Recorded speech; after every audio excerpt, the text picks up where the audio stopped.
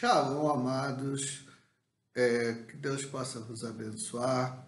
O objetivo desse vídeo é esclarecer algumas perguntas de muitos dos nossos amigos que têm chegado até nós para saber da identidade do nosso ministério. E eu gostaria aqui, de muito carinhosamente, com respeito a muitos amigos e muitas pessoas que às vezes não tem oportunidade de vir diretamente a nós, nos trazer perguntas, eu estarei lançando uma série de vídeos que estarão esclarecendo perguntas pertinentes ao que nós cremos como base de fé. E o Ministério Kairos, amados, ele nasceu de uma necessidade de cura, ele nasceu efetivamente no ano 2010, através de uma necessidade de cura, mas antes disso, o Ministério Kairos já havia sido gerado.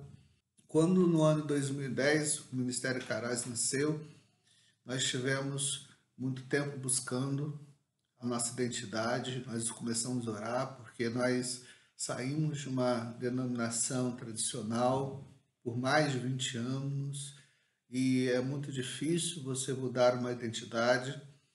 E com isso nós começamos a orar, a buscar ao Senhor sobre essa identidade do ministério, até quando o Senhor nos permitiu começar a perceber um mundo muito maior do que nós já conhecíamos.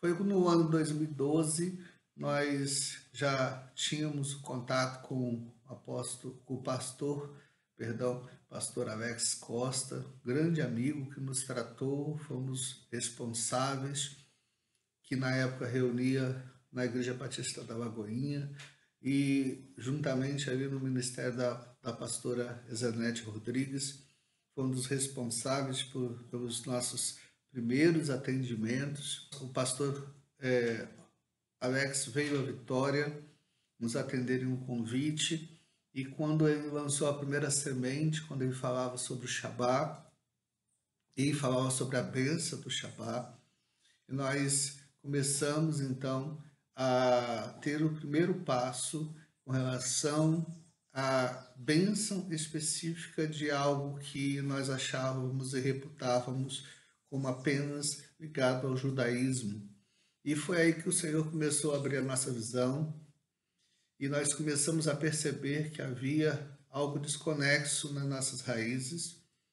Por quê? Porque nós entendemos, e hoje nós estamos falando aqui com o Ministério Kairos, nós entendemos que nós temos que buscar princípios. E quando nós buscamos princípios, nós não devemos buscar princípios em uma igreja greco-romana contaminada pelo Império Romano de Constantino, por filosofias platônicas, aristotélicas, mas sim nós temos que buscar a nossa filosofia nos princípios judaicos, até porque o próprio Cristo fala que a salvação vem dos judeus. E assim veio a nós o entendimento que todo nosso princípio de bênção parte do judaísmo, não da igreja greco-romana, que se afastou depois de 3 séculos de comunhão com os princípios judaicos, que se afastou radicalmente do judaísmo.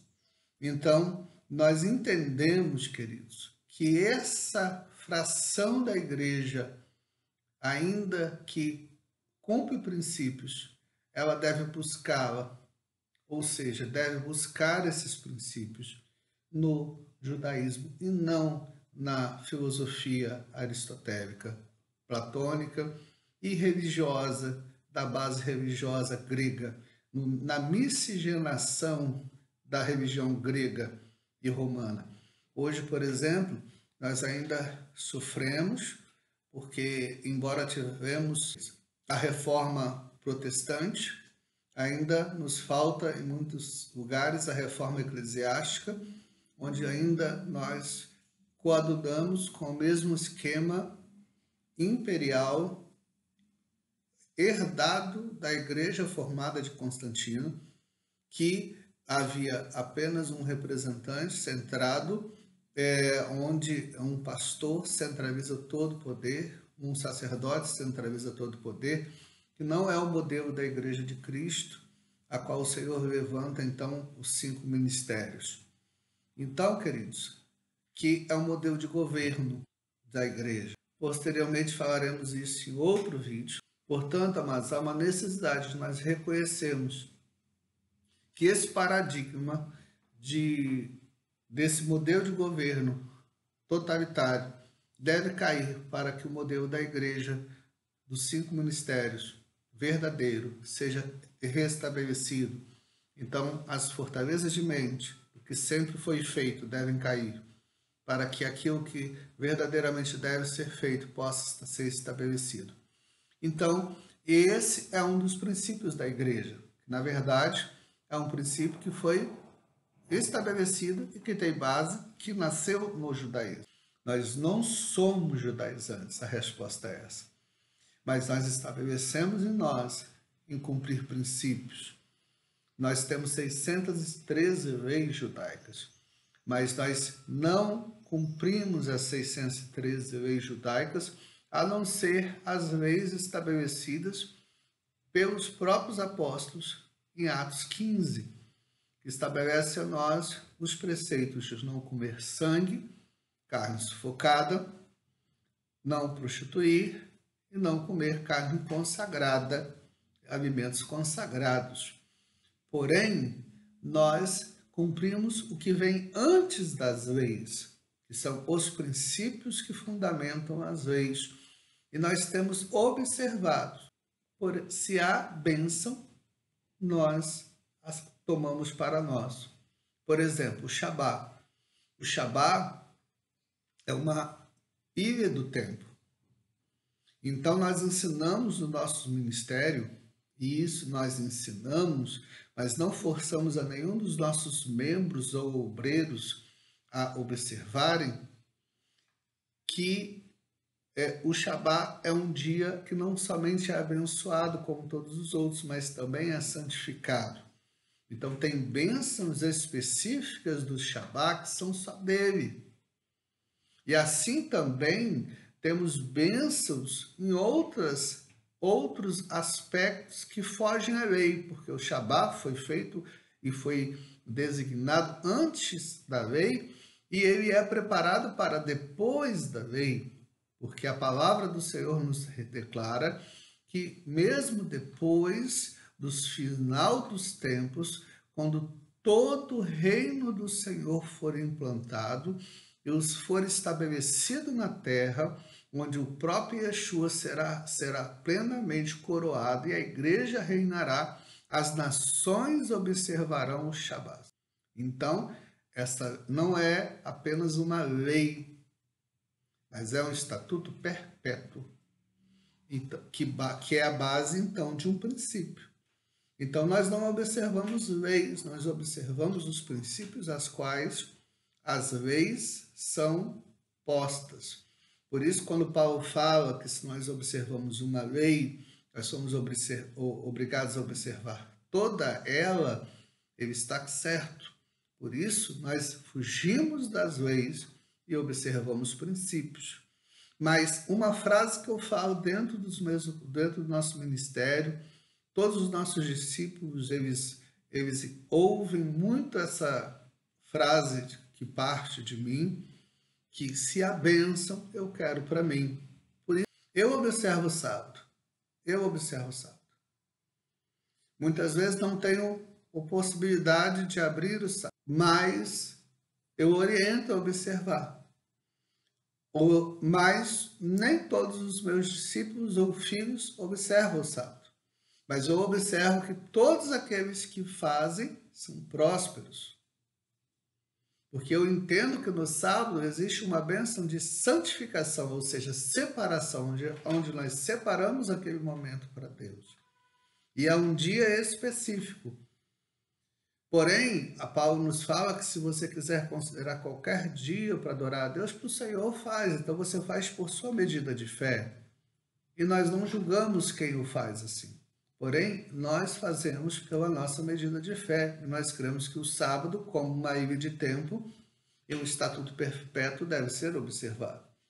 Se eu uso um quipá, eu entendo que abaixo daquele chapéu, tudo é de Deus. Mas eu posso fazer uma cerimônia sem um quipá. E tudo vai ser de Deus. Eu uso um talit, eu entendo que aquele talit é uma cobertura espiritual, que me cobre e que representa a cobertura do próprio Espírito.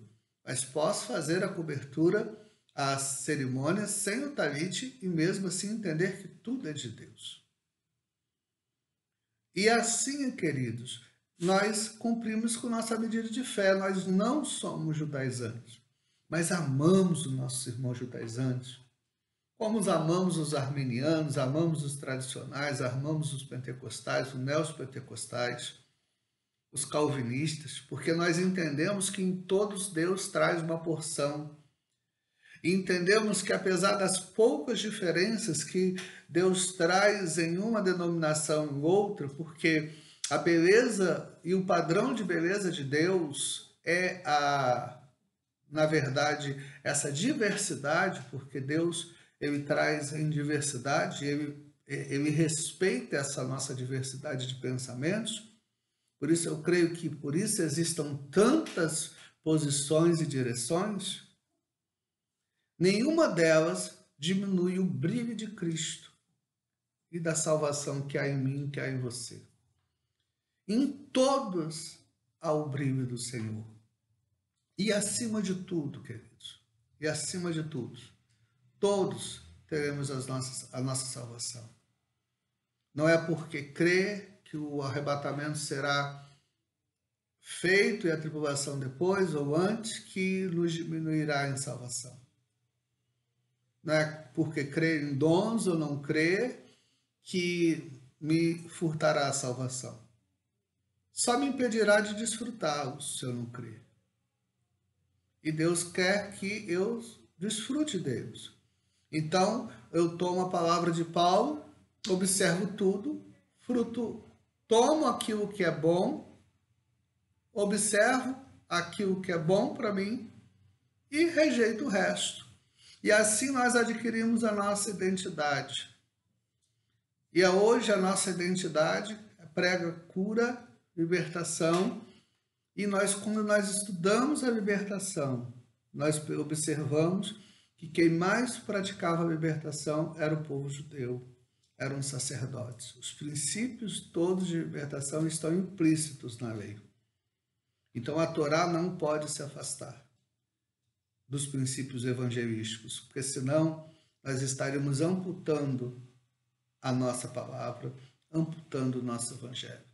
Por isso, amados, eu quero deixar esse vídeo aqui com todo carinho aos nossos amigos, aos nossos conhecidos queridos, a todas as pessoas que estão conosco nesses tempos e todas as pessoas que têm curiosidade às vezes de nos conhecer, estão nos conhecendo aí pelo Facebook, pela internet, e que Deus possa nos abençoar. Eu creio que muito mais Deus tem para nós em união e unidade, independente de nossas placas, independente de nossas denominações, independente de qualquer coisa. Nós temos que ter certeza, você pode ser de uma igreja unicista, uma igreja trinitariana, todas elas têm uma porção e deve ser abençoado. Por isso Deus as permite serem abençoadas. E Deus as cobre de bênção. Você pode ser de uma igreja tradicional, uma igreja pentecostal, uma igreja do reteté, e você vai ser abençoado da mesma forma. Mas que nós não fujamos dos princípios. Por isso, nós cremos e pregamos aqui no Evangelho Kairos os princípios e os princípios verdadeiros da palavra, que não são os princípios greco-romanos. Aí eu peço para você fugir disso. Da filosofia socialista, da filosofia comunista, mas sim os princípios bíblicos E, como eu já falei aqui, a salvação vem dos judeus. Então, nós não podemos fugir dessa realidade. Que Deus os abençoe. Que a graça do Senhor esteja sobre todos vós. E que o brilho e a graça do Espírito Santo e do Senhor Yeshua esteja sobre todos vós. Em nome do Senhor. Amém.